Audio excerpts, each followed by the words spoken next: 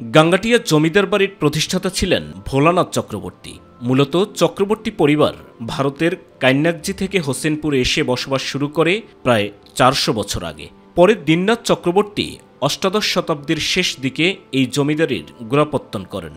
4 পুরুষ ধরে জমিদারি ব্যবসার পাশাপাশি এরা শিক্ষার প্রসার ও সংস্কৃতি চর্চায় অবদান রাখতেন।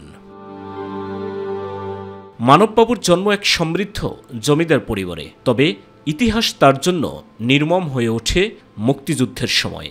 1971 সালে পাকিস্তানি বাহিনী তার পিতা ভূপতি চক্রবর্তী সহ পরিবারের অনেক সদস্যকে হত্যা করে।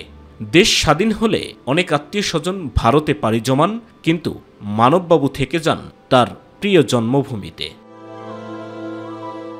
বর্তমানে তিনি একা বসবাস করছেন গাঙ্গাটিয়ার জমিদার বাড়িতে। তার স্ত্রীও মারা গেছেন এবং নিঃসন্তান হওয়ায় ভবিষ্যতে এই জমিদারি কে দেখভাল করবে তা নিয়ে রয়েছে অনিশ্চয়তা। বয়স 90 পার হলেও তিনি এখনও পরোপকারী এবং মানব সেবায় নিয়োজিত। গাঙ্গাটিয়া জমিদার বাড়িটি ঐতিহাসিক স্থাপত্য শৈলীর এক অনন্য নিদর্শন।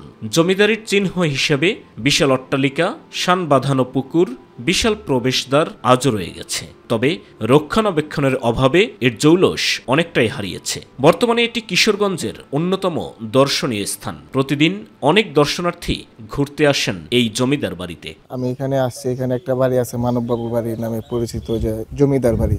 এখানে অনেকে আসে দেখতে, আমিও আসছি এখান থেকে ঘুরার জন্য, দেখার জন্য। দেখে অনেক ভালো লাগলো, অনেক সুন্দর জায়গা। আমার জানা মতে এই জমিদার বাড়িটা একমাত্র জমিদার এখানে বাংলাদেশে বেঁচে আছে। উনি আসলে তো খুব ভালো মানুষ, ওনার এটাই শেষ প্রজন্ম।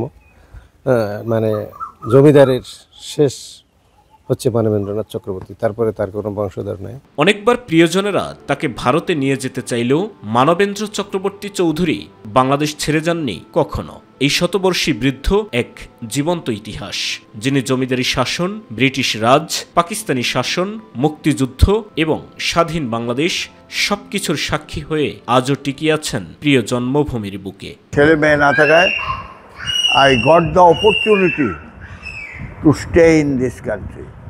আমি এই দেশে থাকার একটা সুযোগ পাইয়া গেলাম।